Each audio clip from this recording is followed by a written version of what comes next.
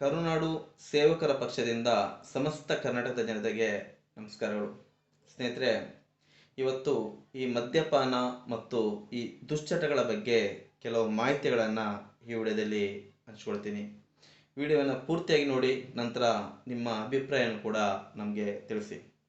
ಮೊದಲನೇದಾಗಿ 1790ರಲ್ಲಿ ಪ್ರಥಮ ಬಾರಿಗೆ ಬ್ರಿಟಿಷ್ ಅಧಿಕಾರಿಯೊಬ್ಬರು ಮದ್ಯಪಾನದ ಅಂಗಡಿಯನ್ನು ಓಪನ್ ಮಾಡೋಕ್ಕೆ ಕೋಲ್ಕತ್ತಾದಲ್ಲಿ ಅನುಮತಿಯನ್ನು ನೀಡ್ತಾರೆ. ಅದಕ್ಕಿಂತ ಹಿಂದೆ ನಮ್ಮ ಭಾರತದಲ್ಲಿ ಯಾವುದೇ ಒಂದು ಈ ಮದ್ಯಪಾನದ ಅಂಗಡಿಗಳು ಇರಲಿಲ್ಲ. 1790ರಿಂದ ಅನುಮತಿ ನೀಡಿದ್ರಿಂದ ಅಲ್ಲಿಂದ ಎಲ್ಲ ಕಡೆಗೂ ಈ ಮದ್ಯದ ಅಂಗಡಿಗಳು ಪ್ರಾರಂಭವಾಯಿತು. ಪ್ರತಿಯೊಬ್ಬರು ಕೂಡ ಭಾರತೀಯರಲ್ಲಿ ಸುಮಾರು 100ಕ್ಕೆ 65% ಜನರು ಇವತ್ತು ಮದ್ಯಪಾನ ಮತ್ತು ದುಶ್ಚಟಗಳಿಗೆ ಒಳಗಾಗಿದ್ದಾರೆ. ಇದರಿಂದ ಏನೇನೆಲ್ಲ ಸಮಸ್ಯೆಗಳು ಬರ್ತಿದೆ ಅನ್ನೋದನ್ನು ವಿವರಿಸ್ತೀನಿ. ಮೊದಲನೇದಾಗಿ, ಕುಡಿತ ಮನುಷ್ಯನಿಗೆ ಅವಶ್ಯಕತೆಯೇ ಇಲ್ಲ ಅವನ ಜೀವನ ನಡೆಸೋಕ್ಕೆ. ಆದರೂ ಕೂಡ ಅವನು ಯಾವುದೋ ಒಂದು ಕಷ್ಟಕ್ಕಾಗಿರ್ಬೋದು, ಇಲ್ಲ ಬೇರೆ ಸಮಸ್ಯೆಗಳಿಗಾಗಿರ್ಬೋದು ಒಳಗಾಗಿ ಯಾರ್ದೋ ಮೂಲಕ ಆಗಿರ್ಬೋದು, ಅವನೇ ಅದನ್ನು ಕಲಿತು ಆ ಚಟಕ್ಕೆ ಒಳಗಾಗಿ ಅವನ ಜೀವನವನ್ನು ಅವನು ಹಾಳು ಮಾಡ್ಕೊಳ್ಳೋದಲ್ಲದೆ ಮನೆಯವರ ಜೀವನವನ್ನು ಕೂಡ ಸರ್ವನಾಶ ಮಾಡ್ತಿದ್ದಾನೆ. ಆ ಕಷ್ಟ ಅನುಭವಿಸೋರು ಗೊತ್ತು. ಮನೆಯ ಯಜಮಾನ ಆಗಿರ್ಬೋದು, ಮಗ ಆಗಿರ್ಬೋದು, ಅಣ್ಣ ಆಗಿರ್ಬೋದು, ತಮ್ಮ ಆಗಿರ್ಬೋದು, ಯಾರೋ ಒಬ್ಬರು ಕುಡಿತಕ್ಕೆ ಒಳಗಾಗಿ ಕುಡಿದು ಬಂದು ಆ ಮನೆಯಲ್ಲಿ ಮಾಡುವಂತಹ ಅವರು ಗಲಾಟೆಗಳು, ಆ ಮನೆಯಲ್ಲಿ ನೆಮ್ಮದಿ ಇಲ್ಲದೆ ಇರುವಂತಹ ಆ ಕ್ಷಣಗಳು, ಆ ಸಮಯಗಳು, ಸಾವಿರಾರು ಜನರು ಇವತ್ತು ಆ ನೋವುಗಳನ್ನು ಅನುಭವಿಸ್ತಿದ್ದಾರೆ. ಇತ್ತೀಚೆಗೆ ಸ್ವಲ್ಪ ಇದು ಕಡಿಮೆ ಆಗಿದೆ. ಒಂದು 5-10 ವರ್ಷದ ಹಿಂದೆ ಹೋದಾಗ ತುಂಬ ಜಾಸ್ತಿ ಗಲಾಟೆಗಳು, ಮಹಿಳೆಯರ ಮೇಲೆ ಆಗುವಂಥ ಶೋಷಣೆಗಳು ತುಂಬ ಜಾಸ್ತಿ ನಡೀತಿತ್ತು. ಇತ್ತೀಚೆಗೆ ಈ 5-10 ವರ್ಷ ಸ್ವಲ್ಪ ಕಡಿಮೆ ಆಗಿದೆ. ಯಾಕೆಂದರೆ ಆಗ ಒಂದು 10 ವರ್ಷದಿಂದ ಒಂದು 45 ವರ್ಷ ಇರಬೇಕಾದ್ರೆ ಅವ್ರು ಅದಕ್ಕಿಂತ ಮುಂಚೆನೇ ಕುಡಿತಿದ್ರು. ಸೊ ಅಲ್ಲಿವರೆಗೂ ನಿರಂತರ ಕುಡಿದು ಜಗಳನ ಮಾಡ್ತಾ ಬಂದರು. ಅದಕ್ಕೆ ನಂತರ ಈ 50-55 ವರ್ಷ ಆದ ನಂತರ ಕುಡಿದು ಅವರಲ್ಲಿ ಶಕ್ತಿಯೇ ಇಲ್ಲದಂತಹ ಆಗಿದೆ. ಆ ಸ್ಥಿತಿಯಲ್ಲಿ ಹೀಗೆ ಇರುವವರು ಸ್ವಲ್ಪ ಗಲಾಟೆ ಮಾಡೋದನ್ನು ಕಮ್ಮಿ ಮಾಡಿದ್ದಾರೆ ಅಷ್ಟೇ. ಬಿಟ್ಟರೆ ಅವರ ಮಕ್ಕಳು ಅದರಲ್ಲಿ ಕೆಲವೊಬ್ಬರು ಕುಡಿದು ಮತ್ತೆ ಅದೇ ರೀತಿ ಆ ತಂದೆ ಮನೆಯಲ್ಲಿ ಬಂದು ಏನು ಜಗಳ ಮಾಡ್ತಿದ್ನೋ ಅದೇ ರೀತಿ ಆ ಮಕ್ಕಳು ಕೂಡ ಕೆಲವೊಬ್ಬರು ಮಾಡೋದನ್ನು ನಾವೇ ಕಣ್ಣಾರೆ ನೋಡಿದ್ದೀವಿ. ಮನೆಯಲ್ಲಿ ಜಗಳವಾದಾಗ ಪಕ್ಕದ ಮನೆಗೆ ಹೋಗೋಕ್ಕಾಗದೆ, ಮನೆಯಲ್ಲೂ ಇರೋಕ್ಕಾಗದೆ ರಾತ್ರಿ ಅದೆಷ್ಟೋ ಮನೆಯವರು ಕೂಡ ಬೀದಿಯಲ್ಲಿ ಆ ರಾತ್ರಿಯನ್ನು ಕಳೆದದನ್ನು ನಾವು ಕೂಡ ಕಣ್ಣಾರೆ ನೋಡಿದ್ದೀವಿ. ಇದಕ್ಕೆಲ್ಲ ಕಾರಣ ಆ ಕುಡಿತ. ಮಹಾತ್ಮ ಗಾಂಧೀಜಿಯವರು ಕೂಡ ಆ ಕುಡಿತ ಬೇಡ ಅಂತ ಹೇಳಿದ್ರು. ನಮ್ಮ ಉದ್ದೇಶ ಇಷ್ಟೇ, ಆ ಕುಡಿತ ಸರ್ಕಾರ ಆ ಮದ್ಯಪಾನವನ್ನು ಮಾರೋದ್ರಿಂದ ಸರ್ಕಾರಕ್ಕೆ ಏನು ಆದಾಯ ಬರುತ್ತೋ ಅದಕ್ಕಿಂತ ಜಾಸ್ತಿ ನಷ್ಟವೂ ಕೂಡ ಸರ್ಕಾರಕ್ಕೂ ಇದೆ. ಒಂದು ಕುಟುಂಬ ಮನೆಯಲ್ಲಿರುವಂತಹ ಒಬ್ಬ ಸದಸ್ಯ, ಯಜಮಾನ ಆಗಿರ್ಬೋದು, ಮಗ ಆಗಿರ್ಬೋದು, ಯಾರೇ ಆಗಿರ್ಬೋದು, ಕುಡಿದು ಅವನ ಜೀವನವನ್ನು ಹಾಳು ಮಾಡ್ಕೊಳ್ಳೋ ಜೊತೆಗೆ ಅವರ ಮನೆಯವರ ಜೀವನವನ್ನು ಕೂಡ ಹಾಳು ಮಾಡಿಕೊಂಡಾಗ ಅದು ಸಂಪೂರ್ಣ ಜವಾಬ್ದಾರಿ ಸರ್ಕಾರಕ್ಕೆ ಬರುತ್ತೆ. ಜನರನ್ನು ದಿನದಿಂದ ದಿನಕ್ಕೆ ಆ ಬಡತನದೊಳಗೇನೆ ಮುಳಿಸ್ಕೊಂಡು ಕರ್ಕೊಂಡೋಗುತ್ತೆ ಈ ಕುಡಿತ ಅನ್ನೋದು. ಕುಡಿತ ಪ್ರಥಮ ಬಾರಿಗೆ ಆ ಮದ್ಯಪಾನವನ್ನು ಕಂಡಿಡ್ತದ್ದು ಯಾಕೆ ಅಂದರೆ, ಅದು ಸ್ವಲ್ಪ ಮೆಡಿಸನ್ ಥರ ತಗೊಳ್ಳಿ, ಯಾರಿಗೋ ಒಬ್ಬರಿಗೆ ಸರಿಯಾಗಿ ಊಟ ಸೇರಲ್ಲ, ಇಂಥ ಅನೇಕ ಕಾರಣಗಳಿಂದ ಸ್ವಲ್ಪ ಅದನ್ನು ತಗೊಳ್ಳೋದ್ರಿಂದ ಸೊ ಅದು ಮೆಡಿಸನ್ ಅಲ್ಲ, ಅದು ಮೆಡಿಸನ್ ಆಗಿ ಇರುತ್ತೆ ಅನ್ನೋದನ್ನು ಕೂಡ ಡಾಕ್ಟ್ರು ಕೂಡ ಹೇಳೋದನ್ನು ನಾವು ನೋಡಿದೆವು. ಸೊ ಈ ಕುಡಿತ ಅನ್ನೋದು ಆ ಮದ್ಯಪಾನ ಸ್ವಲ್ಪ ಲೈಟಾಗಿ ತಗೊಂಡ್ರೆ, ಸ್ವಲ್ಪ ತಗೊಂಡ್ರೆ ಅದು ನಿಮಗೆ ಪಾಯ್ಸನ್ ಆಗಲ್ಲ, ಅದೊಂದು ಮೆಡಿಸನ್ ಥರ ಕೆಲಸ ಮಾಡುತ್ತೆ. ಅದೇ ನೀವು ಅತಿಯಾದಾಗ ಅದೇ ನಿಮಗೆ ಪಾಯ್ಸನ್ ಆಗುತ್ತೆ ಅನ್ನೋದನ್ನು ಡಾಕ್ಟ್ರು ಕೂಡ ಇದ್ರ ಬಗ್ಗೆ ವಿವರಿಸಿದ್ದಾರೆ. ಅದೇ ನಮ್ಮವರು ಆ ಸ್ವಲ್ಪ ಅನ್ನೋ ಲೆವೆಲಲ್ಲಿ ಇರಲ್ಲ. ಎಷ್ಟೋ ಜನ ಕುಡಿದು ಮನೆಗೆ ಬರೋಕ್ಕಾದೆ ಬೀದಿಯಲ್ಲಿ ಬಿದ್ದದ್ದು ಕೂಡ ನಾವು ಕಣ್ಣಾರೆ ನೋಡಿದ್ದೀವಿ.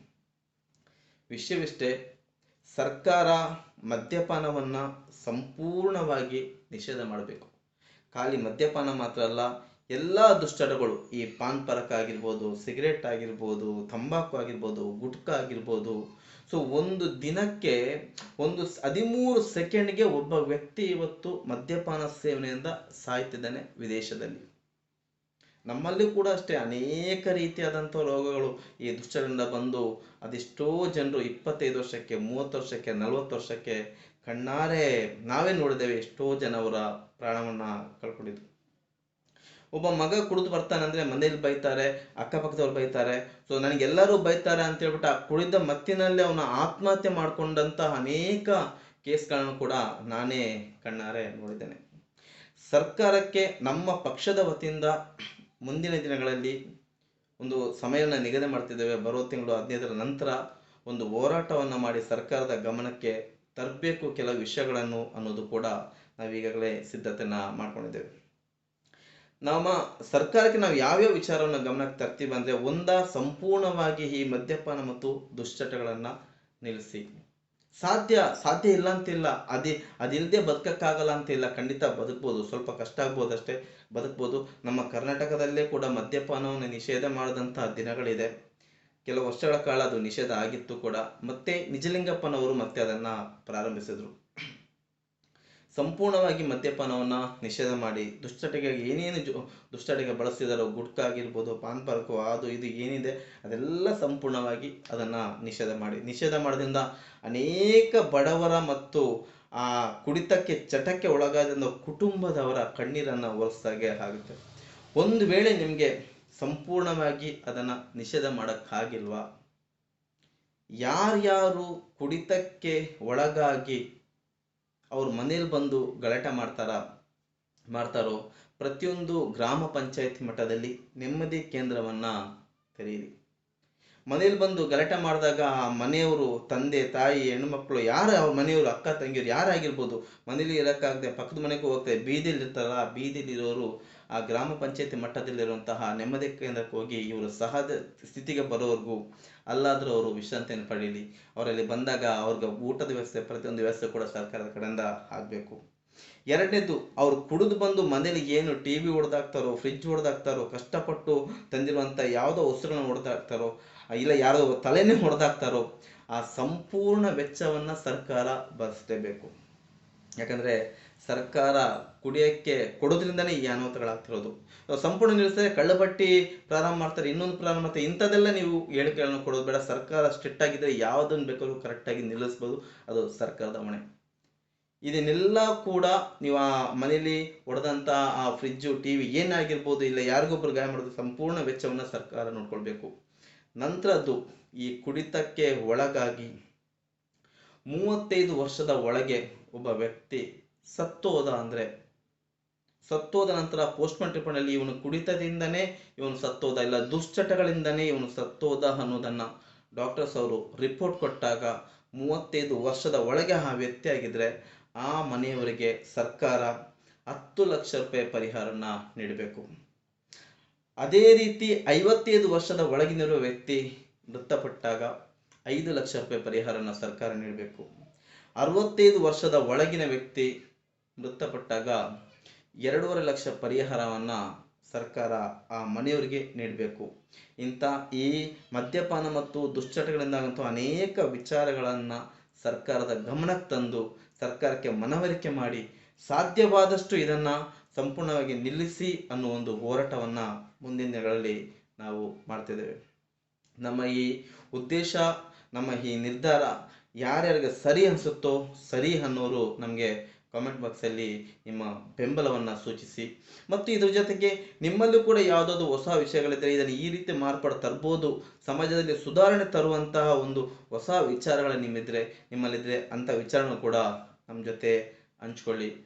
ನಮ್ಮ ಹೋರಾಟಕ್ಕೆ ನಿಮಗೆ ಮನಸ್ಸಿದ್ರೆ, ನಿಮಗೆ ಇದು ಸರಿ ಅನಿಸಿದ್ರೆ ಖಂಡಿತ ನಿಮ್ಮ ಬೆಂಬಲವನ್ನು ನೀಡಿ ಅಂತ ಸಮಸ್ತ ಕನ್ನಡದ ಜನತೆಯಲ್ಲಿ ಕೈ ಮುಗಿದು ಕೇಳ್ಕೊಳ್ತಿದ್ದೇನೆ. ನಮಸ್ಕಾರ ಸ್ನೇಹಿತರೆ.